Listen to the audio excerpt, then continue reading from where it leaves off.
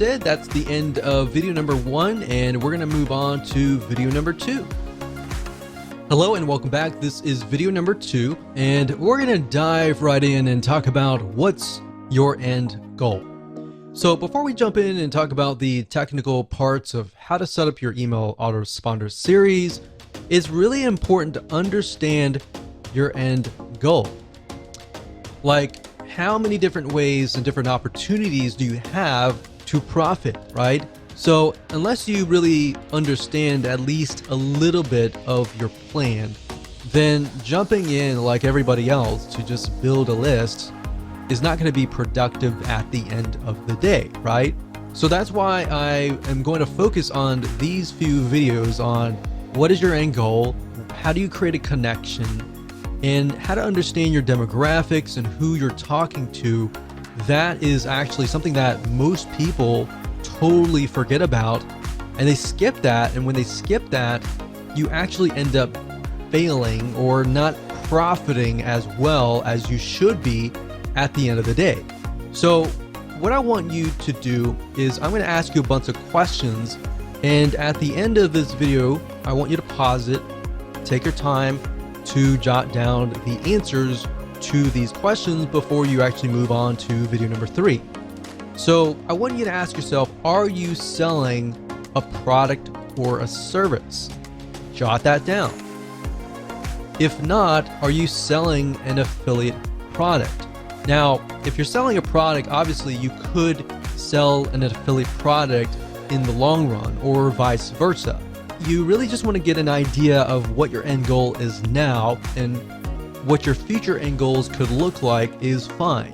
And the reason why I ask you to write this down is because if you're selling your own product, you can do a few things like build a relationship. And there's a few more things that you could easily do, like brand yourself, provide more value, and there's a different way of doing it, basically. If you're selling an affiliate product, you could still build a brand, but you're selling somebody else's product, so you need to gear it in a certain way. So in other words, if you're selling a product or service, you need to clearly understand what are the problems that your prospect faces, right? And give them tips and pointers along the way, and build a relationship with them, gain their trust so that they're interested in your product or service. Now, if you're selling an affiliate product, on the other hand, then you may not be required to do all of that. Instead, you can provide a little bit of value and build that relationship up front, and then of course you can sell somebody else's product. So it's similar, but it's a little bit different, slightly. But knowing your end goal is key. So if you're selling your product or service right now at this very moment, then write that down. If you're not, and you're selling an affiliate product right this moment, then jot that down. All right. The third question I want to ask you is, why are you trying to build this list? You might answer, well, of course, I'm trying to make money. I'm trying to build a list. I'm trying to print money. And that's everybody's goal, but I want specifics. I want you to write down, why are you trying to build this list? I want to make more sales for XYZ product. I want to help more people who are facing this particular problem. In fact, jot that down. I want to help more people who are in this very specific niche, in this very specific demographic. I want to help more people like me. Jot that down, because then you can use that later in your email autoresponder series. So beyond the intention of just making money, what is the real reason behind wanting to build a list? Or in other words, you could rephrase it as, what are you trying to achieve? So if you have somebody that you're passionate about helping, envision that person in front of you and think about, why are you trying to help them, right? What are they facing? And this kind of goes into video number 3, and we'll talk more about that. But if you think about, why are you trying to achieve them? What are you trying to achieve in this whole project of creating this list, or this journey of creating this list? What do you want people to feel like?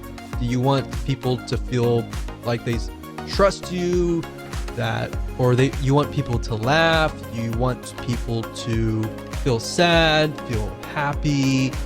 What do you want them to feel like as you're building that relationship? Now you might ask, why would I want somebody to feel sad? Well, if you're trying to gradually build up to that point of trying to sell them, you want to focus on their pain. Not necessarily your goal is to make them sad, but your goal is to find their pain and to show them that you understand their pain. You understand where they're coming from, right? And from that point, how do you heal them? How do you help them? How do you solve their pain? All right. So that's what you want to do, and jot that down.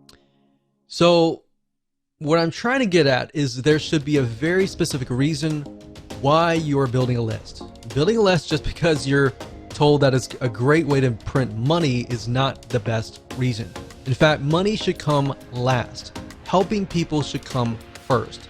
If you can help 1,000 people and those thousands of people are truly helped, or you provide them with a solution, even if they were to pay you $10, every single one of them, that would be about $10,000. Now, that doesn't mean that 1,000 people will sign up on your list and all 1,000 people are going to buy from you. My point is, what is that passion? What is that drive that comes first before the money?